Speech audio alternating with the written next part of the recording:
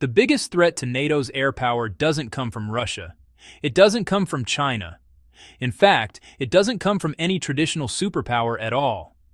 Instead, it comes from a small, neutral-minded country in Europe, a nation many wouldn't even expect to make headlines in global military strategy. And the weapon? A fighter jet designed not to impress in air shows, but to survive the chaos of real war. At first, this sounds unbelievable. NATO, the world's most powerful alliance, has always assumed that dominance in the sky depends on advanced, expensive aircraft and tight US-led coordination. But what if that assumption is already outdated? What if the real disruption isn't raw power, but independence, a system that keeps fighting even when the infrastructure around it collapses? Enter Sweden's Gripen. While the world watches trillion-dollar defense programs and flashy fifth-generation jets, this modest fighter has quietly been rewriting the rules. It's not about speed, it's not about stealth, it's about staying alive, staying in the air, and staying in control, no matter what the rest of the world does. This isn't just a story about a plane. It's a story about strategy, technology, and geopolitics colliding in ways NATO never planned for. And once you understand Gripen, you'll see why the Pentagon went silent. To understand why Gripen is such a game-changer, we first need to look at how NATO thinks about air power. For decades, NATO has operated under an unspoken rule: air superiority must be centralized, standardized, and US-led. Most NATO countries fly American jets, the F-16, the F-18, and now the F-35. Why? Because having the same planes, the same software, and the same weapons integration makes coordination simple. Everyone knows the playbook, and missions run smoothly. But this system comes with hidden risks. All logistics, software updates, and mission data files flow through Washington. Air bases are massive, heavily defended, and expected to remain intact. Satellites, secure communications, and centralized command centers control the fight from above. In a sense, NATO's air power is like a finely tuned orchestra, beautiful when everything works, but fragile if the conductor disappears or the sheet music vanishes. The upside is obvious: efficiency, interoperability, and shared technology. The downside is dependence. If a network goes down, a base is hit, or access to US-controlled software is delayed, operations slow, sometimes dramatically. And that's exactly the vulnerability Gripen was built to exploit.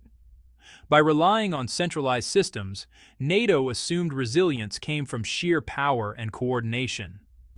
Gripen challenges that assumption by asking a simple, almost heretical question: what if air power doesn't need a mega base, constant satellite support, or approval from another country to remain effective?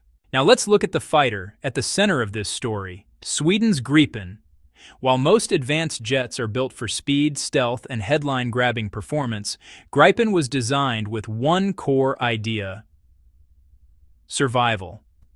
Sweden asked a simple question that completely flips NATO's assumptions on its head. What if our jets have to operate cut off, outnumbered, and hunted? Every feature of Gripen reflects that mindset. It can take off from ordinary highways, not just fortified runways. It can be refueled and rearmed by a handful of personnel in under 10 minutes, not an entire base full of specialists. It can fight without constant satellite support, relying instead on decentralized command systems.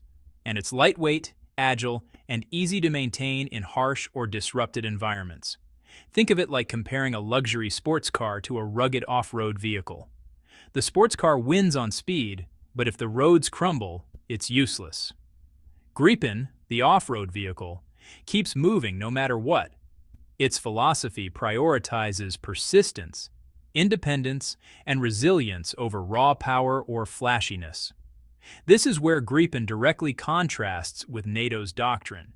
While NATO jets depend on centralized infrastructure and multinational coordination, Gripen thrives in isolation.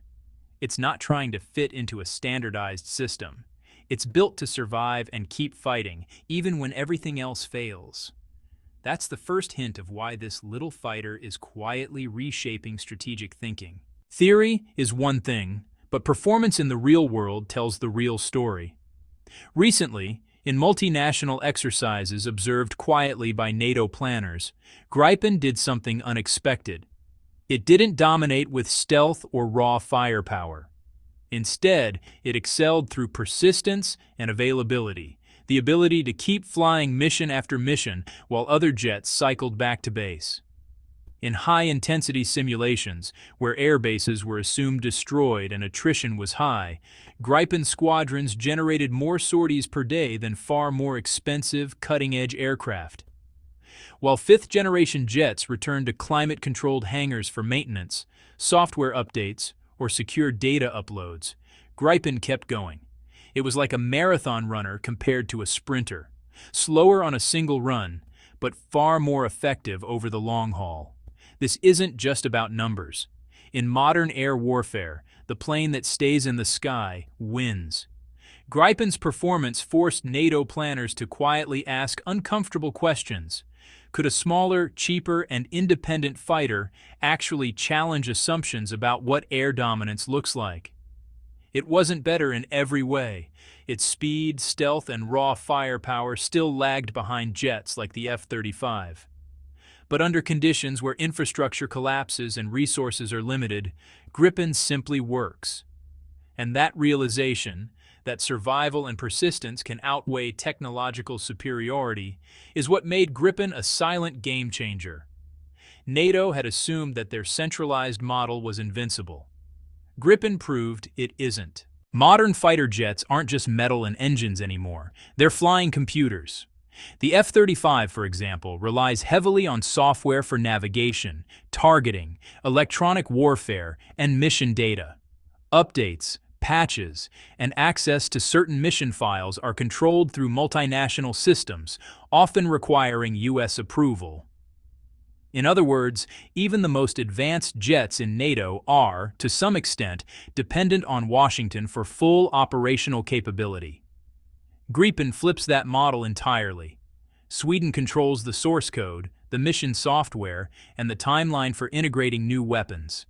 There's no kill switch that can be remotely triggered by another nation, no approval needed to access critical mission data, and no risk of software updates being delayed for political reasons.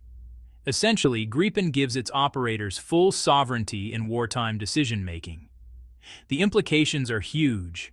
In a crisis, the difference between software control and software dependence can decide whether a nation fights or sits idle. Gripen exposes a hidden vulnerability in NATO's centralized model, not because the F-35 is a poor fighter, but because its effectiveness depends on a system that can be controlled or constrained by others. Put simply, Gripen doesn't just survive physical attacks on runways or bases. It survives political and digital constraints, giving Sweden, and potentially any operator, freedom to act independently. This is the type of autonomy that NATO planners quietly fear, because once one country proves independence works, others start asking, why can't we do the same? Gripen doesn't just protect itself through software control. It's designed to survive in the physical battlefield even when the rules of war get messy. Sweden's military exercises show just how far this philosophy goes. Gripen squadrons hide in forests, refuel and rearm on ordinary roads, and constantly relocate to avoid being pinned down. Instead of relying on a single massive headquarters or centralized base, they communicate through distributed command nodes, making the system nearly impossible to paralyze. Think of it like a swarm of bees compared to a single beehive. If one hive is destroyed, the swarm keeps buzzing. NATO's traditional air doctrine depends on protected megabases. Hit one and operations slow. Gripen assumes none of the infrastructure will survive and plans accordingly. The strategic impact is huge. A Gripen squadron can continue operations while larger, more expensive jets are grounded for maintenance or logistics. And more importantly, this approach inspires a new mindset. Other countries start asking whether they too can break free from dependence on centralized systems. Suddenly, the conversation shifts from how powerful is your jet to how resilient is your air force. By focusing on decentralization, Gripen exposes the vulnerability in NATO's model. Efficiency and coordination are no longer the only path to dominance. Survival, persistence, and flexibility matter just as much, sometimes even more. Gripen's capabilities don't just change tactics, they ripple straight into politics and procurement decisions. Countries like Canada and Finland began paying serious attention. Mid-tier air forces across Europe quietly reassessed their options. Why?